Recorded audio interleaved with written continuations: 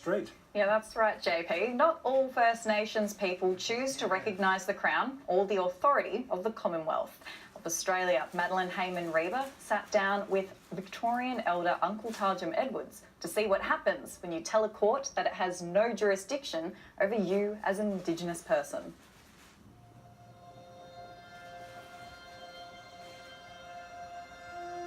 I am Talgium Choco Howard Edwards. I am a Palawa, Bunurong, Yorta Yorta, Mutti Mutti and Tanarang man.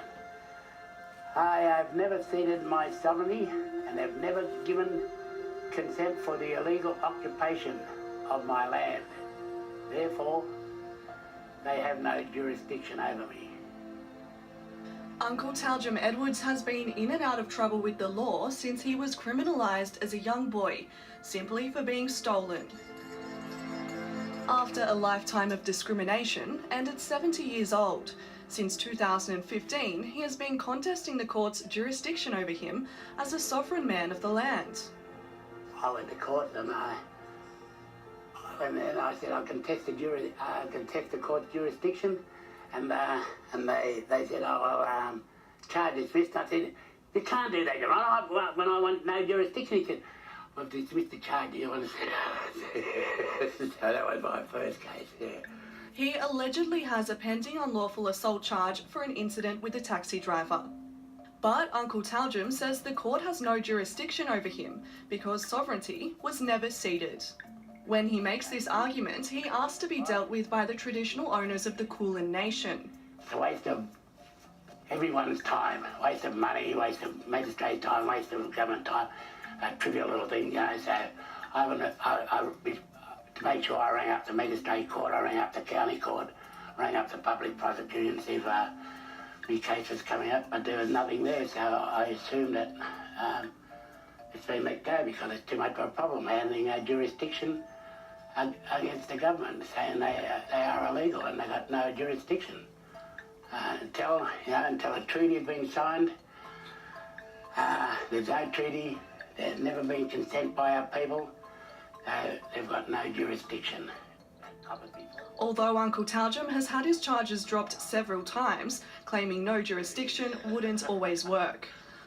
Law lecturer at the University of Technology in Sydney, Dr. Harry Hobbs, says the charges were probably dropped because they were minor offences. Had they been more serious, the court would still be able to override claims of no jurisdiction. On a legal, technical position, if it went all the way up to the High Court would find that the fact that sovereignty was never ceded, while true in fact, would have no legal consequence for the Australian state, and the court would still exercise jurisdiction and still claim to exercise jurisdiction lawfully over anyone who claims that sovereignty was never ceded. For minor offences, Uncle Talgium says he would like to see more people making the argument.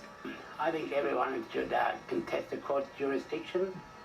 No matter how trivial the charge might be, you know, like failing to vote, you know. Why is it compulsory to vote? Why are we the only country where it's compulsory to vote?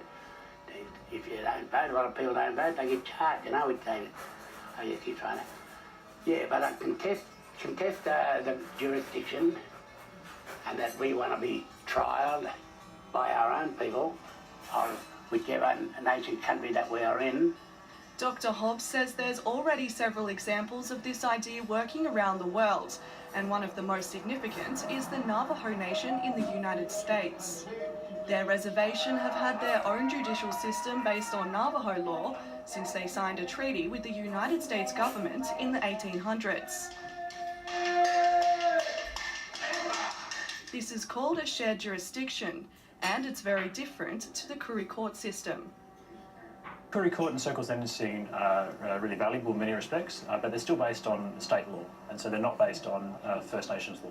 And so that's different for the shared jurisdiction of the Navajo Nation, for example. Their courts are based on Navajo law. They're not based on United States law. So could a legal system like the Navajo Nation work for our mob? So the data in the United States, all through the Harvard American Indian Project on Economic Development, suggests that self-determination, so recognising the First Nations people the authority to exercise their own authority, essentially, has really positive outcomes for empowerment and for incarceration rates and all these sorts of things. It's difficult to translate that immediately across to Australia because it's a different constitutional, legal, political, social context. But the data suggests from the United States that self-determination has had a major impact in empowering First Nations peoples. And so you could imagine that similar effects would happen in Australia as well, although you can't say for certain. With treaty process currently underway in Victoria and a recently announced $1.8 billion investment into building more prisons by the state's Labor government, there's a sense of hope that systems like this could one day be in place to keep mob out of jail. But Dr. Harry Hobbs says in order to have this power, treaties need to be negotiated at a federal government level rather than a state level.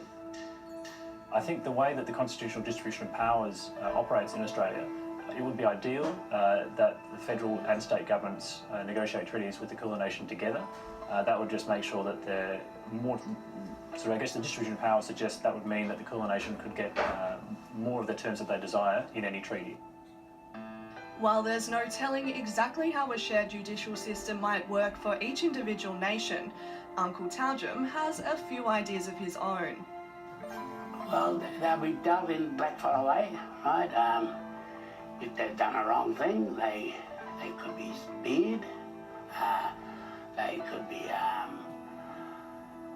told off by have to answer to the family where the offence happened. You could be banished from the tribe, banished from the land, maybe things like that.